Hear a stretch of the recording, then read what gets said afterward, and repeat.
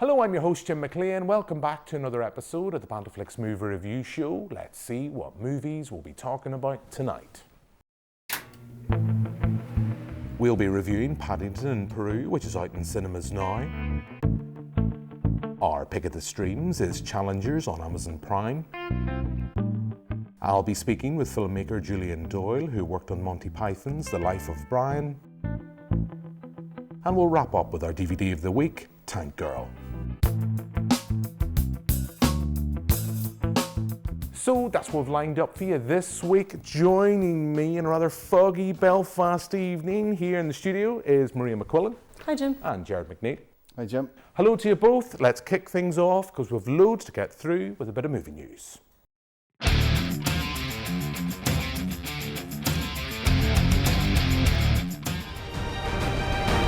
You've always been on the right side, brother. I have no regrets. Neither should you.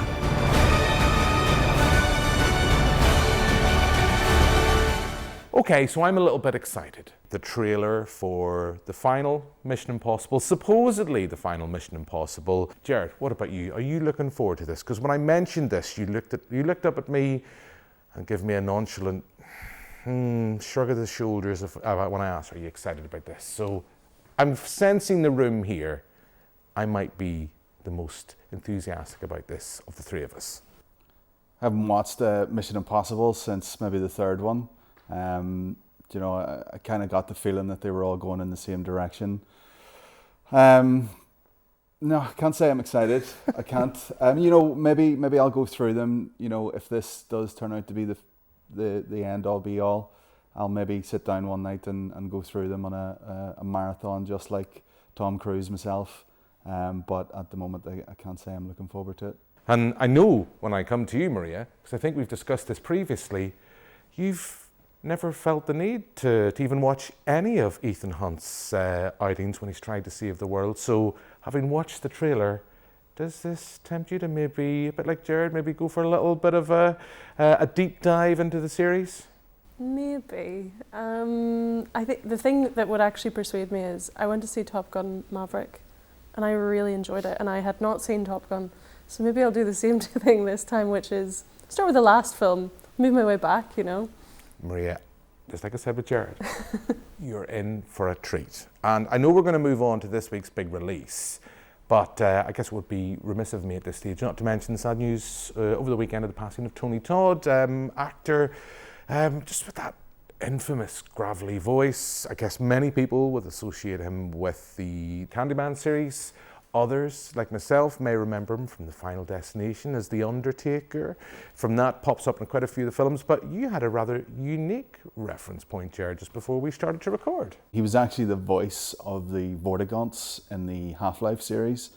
Me being a massive gamer, I was quite sad. That's actually how I learnt of his death, is that I was browsing one of the Half-Life forums on the internet, just looking for the next bit of Half-Life news. And found that he had passed away. So yeah, it was quite sad to see, considering that he is one of the monumental voices within that series. Yeah, and you've mentioned monumental voice, as I've mentioned, that gravelly voice. There's real gravitas there. Another film that comes to mind is The Rock. He kind of pops up in that as well as a soldier. And Maria, I know you're not a horror fan. We've discussed this previously on the show. We never like it when we ask you to watch horror movies, but an actor like Tony Todd, you must be aware of some of his work. Yeah, absolutely. I'm not a horror fan, as we all know, but my brother is, and so I actually knew of his work through my brother, particularly his work in the Candyman series, and even like I had an awareness of his incredible iconic status in that series. But yeah, terribly sad news. Yeah. Very sad, and I say it would be remiss of us not to mention it on this week's show, but on that note, we are going to have to move on to something completely different.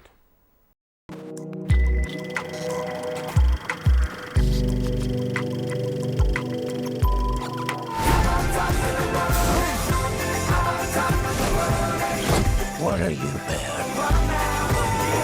Aunt Lucy always says you can take the bear out of the jungle, but you can't take the jungle out of the bear. That was close. So that's a look at Paddington in Peru. Our favourite little bear is not content with being in Newtownards. He has to go off for a third outing on the big screen to Peru to visit his aunt. Gerard, I'm going to come to you first, because interestingly, you have never seen either of the previous two movies. So we've just discussed with the Mission Impossible series, you have a treat in line for those movies. I think even before we even start discussing this movie, you have a treat ahead of you, Gerard, because you have those two movies to seek out. So very importantly, at this stage, I'm going to ask, after watching Paddington in Peru, do you think you could be converted to a fan of this series? I've never been to see any of them in the cinema before, so I did not know what to expect. It's part of the reason why I love coming on this show, is because I get to experience movies that I would probably never go and see. I thought it was a bit of a fever dream, to be honest with you, just because it was just so bright and so inviting the whole time I was watching it. Thoroughly enjoyed it, to be honest with you. I came away sort of laughing and smiling at myself, because I didn't think that I would have enjoyed it, but there was a lot of slapstick and a lot of humour sort of catered towards adults. And Olivia Colman was fantastic in it. I absolutely loved the character that she played, as well as Antonio Banderas. I think the two characters that they played were fantastic. But I could maybe go back and watch the original too, now that I have the a bit of an origin story behind Paddington. Because that's what I came away with feeling, is that it was telling the story of who he was and where he came from. Well, Gerard, you have a treat, because I think Paddington 2, and I say this with no sense of irony, is one of the best movies ever made. Anytime I watch it, I am reduced to a blubbering mess. I talked about this in the last show. And I went in with high expectations. My honest review of Paddington in Peru is that it is the weakest of the three, but it is still a pretty damn good movie in its own right. All the things you've mentioned, I love the fact that it's a film that the whole family can enjoy. There's less peril, I think, this time around. Considering some of the sequences, it's not as dark as some of the previous movies. I do think, as much as I love Olivia Colman and Antonio Banderas, it did miss Hugh Grant, and I will say nothing, but if you stick around for the post-credit scenes, that's all a big thing. We're all old school at that now, post-Marvel. You may be pleasantly surprised, but I think that post-credit scene just reminded me of how much I loved Paddington 2. But I thought it was fine, thought it was great. My new director, Emily Mortimer, of course, stepping in after Sally Hawkins didn't come back. I think she does a great job. Hugh Bonneville, I'll pretty much watch in anything. It's charming. It's a lovely film, and in these cold wintry nights, I would definitely say it's well worth the price of admission. Do I think it's a pretty good cinematic trilogy? Yes, without a doubt. Now, Maria, you have seen the previous movie, so it's going to be interesting if you feel the same as me. What did you think of Paddington in Peru? I think it had too hard of an act to follow. I mean, at one point, Paddington 2 was ranked on Rotten Tomatoes as the greatest film ever released. So it was a tall order for a new director as well in the series. I really enjoyed it. It's definitely it's definitely below Paddington 1 for me, but I still think it's a really lovely film. Like, I still went in, thoroughly enjoyed myself, and left feeling extremely happy and at peace with the world. There's so much to like in it, despite the fact that it's not quite as good as the others. I couldn't get over the scene on the airplane. I was in tears of laughter at that. It's like the strength in the series is repeating jokes throughout the film. Like, there's always callbacks.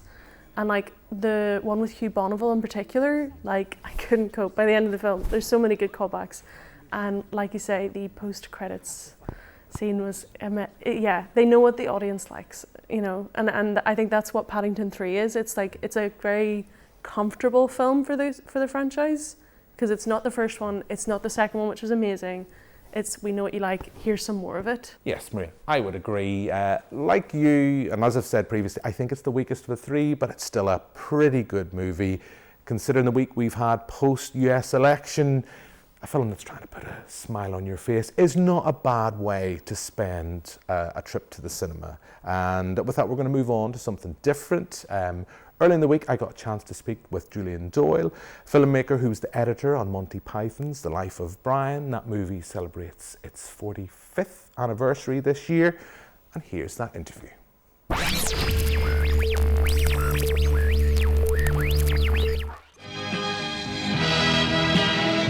This is Monty Python's all-new Life of Brian. They call Brian.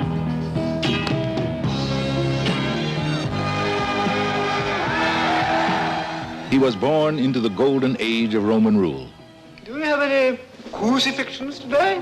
139, sir. Special celebration. It was a time of miracles. I was blind, and now I can see. Friendly persuasion. Julian, it is an absolute pleasure to have you on the show as we celebrate the 45th anniversary of the Python classic. And I guess once those anniversaries start to get into the bigger numbers, it just makes you feel old. But I will ask you, what are your memories of this project? It started way back with Holy Grail when they came and suggested that we should run it, because I'd done a couple of commercials with them. And then they managed to raise 165,000, which isn't a great deal, but it was from Pink Floyd, Led Zeppelin and Island Records. And we got through it somehow. I shot a lot of it over Epping Forest and in my back garden and over Hampstead Heath, because we came back from Scotland with half the film not shot. Anyway, it went on to make a lot of money. So we got a bit of money for Life of Brian. So they came to me, Terry Jones came to me and said, "Oh, you must do the same." And I said, "I can't do that again," because I was doing a bit of everything. I think there's everything in Holy Grail. I even appear in it as the end policeman who puts his hand over the lens. So, and actually all the crew are in the film because we didn't have money for extras. But I said, "I can't do that again." He said, "Well, what do you want to do?" I said, "Well, I'll edit it." So anyway, I ended up editing, which is a lovely job. I enjoyed it greatly. And somehow I had an idea of how to edit comedy, because it's not so easy as one thinks. But turned out I had a knack for it. I think my father was a bit of a comedian, so I think I picked up something from him, because I can't tell a joke at all. But somehow I managed to cut comedy. But anyway, so we set off. Originally, we were setting off to Tunisia. The vans went with all the equipment, and they had to turn back because EMI pulled out. They were going to finance it. And Bernard Delfont read the script, and he was the head of EMI at that time. And John Cleese says that he said, "If I make this film, they'll crucify me." So it was cancelled, and it all had to stop. And in the end, we were saved by George Harrison. Eric approached George Harrison, and George came in with the money to make the film. So then we were off again. I think it was about 6 or 7 months later, we were off to Tunisia again. I was introduced to Pythons from my late father, and that's kind of where I still would say I get a lot of my sense of humour from the Python TV show, the movies, etc. That's me looking in. But to be involved in that process and working with them creatively, what's that like? You've got to remember they're all individuals. We're all individuals. I'm not. So they actually are very different to work with. And some of them are in the cutting room, or not in the cutting room, but are there all the time. Others go off and then come back. They can't be bothered with that sort of thing. So people like Eric Idle is dangerous in the cutting room, because he is so quick-witted. He can answer something with a gag straight away. He's quite amazing. But the problem in the cutting room is you have to be stubborn and boring. You have to look at a gag and say, this is the other aspect of my life, of my character, is that I'm quite stubborn, and this was funny, so it's funny. It doesn't matter how many times I've seen it, it's funny. It's staying in the film.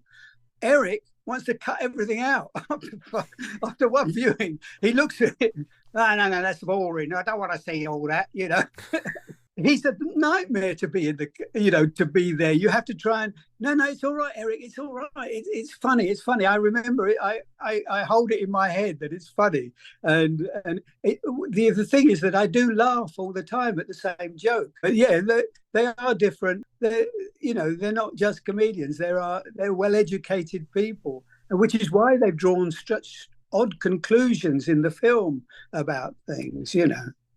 Anyway, I hope that gives you some idea of editing comedy.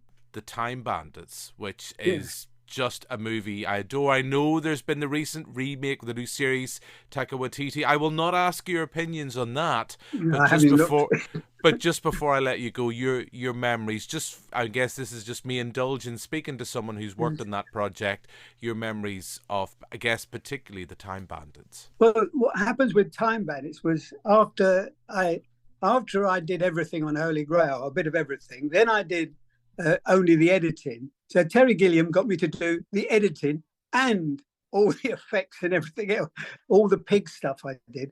The pig was fun to do because we were told there was this trained pig who would do what you said. So he didn't do what he said. He followed the man around who carried his lunch, and you had to. I wanted him to come forward and look and stop and look. The pig just walked straight past me. I jumped in front of him. The pig ran straight into me, knocked me over with the camera and everything, following the guy with the thing. Anyway, we finally managed to put a block of it's polystyrene, but it looks like a thing for him to jump up to, and he just started looking over. So we got the shot. But in the end, we were trying to do some other things with him, and they would walk him round and bring him round. And one time he didn't come round, and we heard this muzzling round the back, and the pig had found the chocolate biscuits that the main crew had left behind the set, and we never got another thing from him. We actually brought him back again later to do some more stuff, and he'd got a suntan. So had to put a lighter thing on him. So I did all those, changing the pig into Og and Og into the pig and all that sort of stuff. So I had quite a lot of fun with the animals and a dog, blowing up dogs and blowing up Evil's henchmen. There again Evil was wonderful because he couldn't remember his lines, and he was very nervous about the costume and standing up on things. So there's a lot of delay in his response, which again I was using it for timing reasons to allow his delay in responding. Who said that? So it was fun. It was hard work, but it was fun. I did Kate Bush's video, Cloud Busting. It was one of her favourite films. Was Time Bandits as well.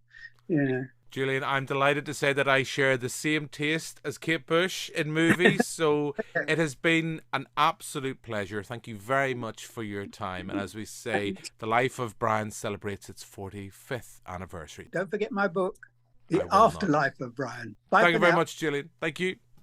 Just when you thought you were saved. It's Monty Python's Life of Brian. He wasn't the Messiah. He was a very naughty boy.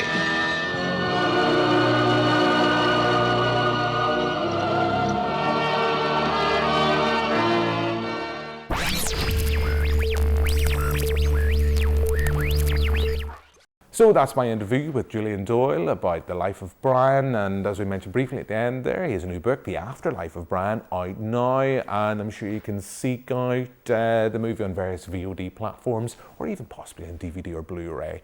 And on that, let's move on to this week's Pick of the Streams.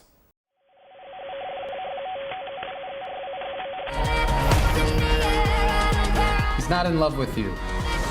What makes you think I want someone to be in love with me? It's nice to see you lit up about something, even if it's my girlfriend.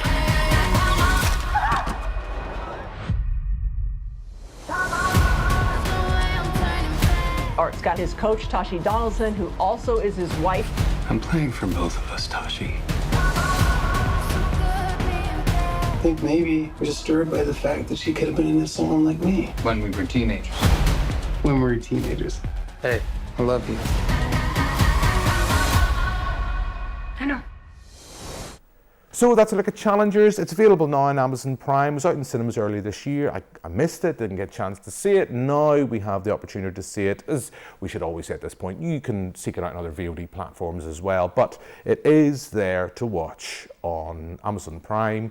And yeah, sexy tennis, Zendaya and co, as we chart the careers of 3 tennis players on the ATP Tour. Maria, what do you think of Challengers? I love Challengers. I'm deeply biased about this film. I was very hyped to see it when it came out, and then I ended up having to wait a bit. And whenever I did see it, I was like, oh, it's lived up to the hype for me. It's such a stylish film, and like there's so much that's visually appealing beyond the actors. There's so many moments in it where like specific shots, like where you're the tennis ball following a, like it's just great. It's really fun. But it has a really serious undertone at like several points, like Tashi's injury, for example, is a sickening moment in the film. But it's, it's almost one of many, because the rest of them aren't like physical punches, it's actual emotional gut punches. Yeah, I loved it so much. I listened to the soundtrack quite a lot. I think it's great. The energy throughout the film is amazing. Yeah, I think it's a film, it feels very summer to me, but I'd watch it anytime, to be honest. I like this film. I am a fan of the director, Luca Guadagnino. If I'm saying that right, I apologise if I'm not. But he's done previously the likes of Suspiria, which I love, Call Me By Your Name. Here, it is a film, I don't think you need to be interested in tennis at all, as you've alluded to. I do think it is a film, and it's going to sound weird saying this out loud, I apologise. It's a film you do have to concentrate on. You can't just do the usual, like, I'm not calling her out, but sometimes my lovely wife, she likes to crochet. She'll watch a movie and it'll be on and she'll maybe look up and down, etc. There is a lot of back and forth in terms of the timeline. You do need to pay attention in that sense. The soundtrack, as you mentioned, Maria, is stupendous, but then I wouldn't expect anything else from Trent Reznor. I think he does a great job in this. For the film itself, I thought it was fine. There's a lot of things, and all the things you've mentioned, I agree with. I don't know if it necessarily concludes in something satisfying, in a satisfying finale, this idea that it's framed around one tennis match, but ultimately between 2 players, and it kind of charts back and forth their time period. That to say, some of the tennis sequences, as you mentioned, well shot, a stylish film, and maybe I needed to have seen it on the big screen. I don't know. Gerard, what about you? I actually found this quite exhausting to watch. Just like you said, you have to be really concentrating on it just to not only follow the back and forth between the timeline and the story, but also what's happening on the court as well. It almost feels like they made the movie to play out like a tennis match in itself, because you'll be getting present day story and then suddenly you're being thrown back into like 13 years previously. And then just as the story is unfolding, then it cuts back to current day. And there's a lot of this back and forth, which is where the concentration is needed. But overall, aside from it being exhausting, I did really end up enjoying it, especially sort of towards the end, where you get that sort of sense of relief when everything's done and dusted and it's all finished. Music was fantastic. Absolutely loved the music as well. Like, it's kind of upbeat and techno-y. That's a lot of stuff that I'm into, so it got thumbs up for me. But yeah, overall, very exhausting watching it, but I think it's just the nature of the movie and the back and forth between the different timelines. Okay, well look, we're going to chill out now for a couple of minutes, so we're going to switch courts, and we'll move on and wrap up this week's show with our DVD of the week.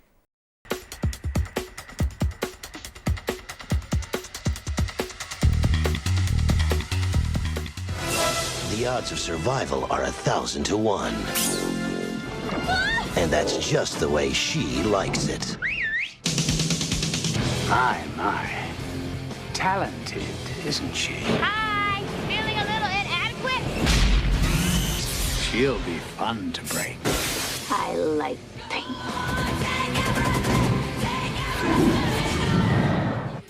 So Tank Girl, we're going back to 1995, starring Laurie Petty, a young Naomi Watts as well, directed by Rachel Talalay, who horror fans will of course know, directed The Nightmare on Elm Street, The Final Nightmare, yeah, this is a bit of a frantic, mad, crazy comic book adaptation, a bit of a loop-de-loop film. And I guess if you're going to stick that from the BanterFlix on the quote, take that, Jim McClean. This is a loop-de-loop movie. Maria, we'll come to you first. Had you seen Tank Girl before we asked you to review it? And if so, what was your thoughts of the film? I had never seen Tank Girl, but I'd seen it mentioned and referenced so many times that whenever it came up this week, I was like, oh, this is a good opportunity to finally tick this one off the list. I don't know how I feel about this film. There's a, like, you know, I watched it a couple of days ago and I'm still thinking about it.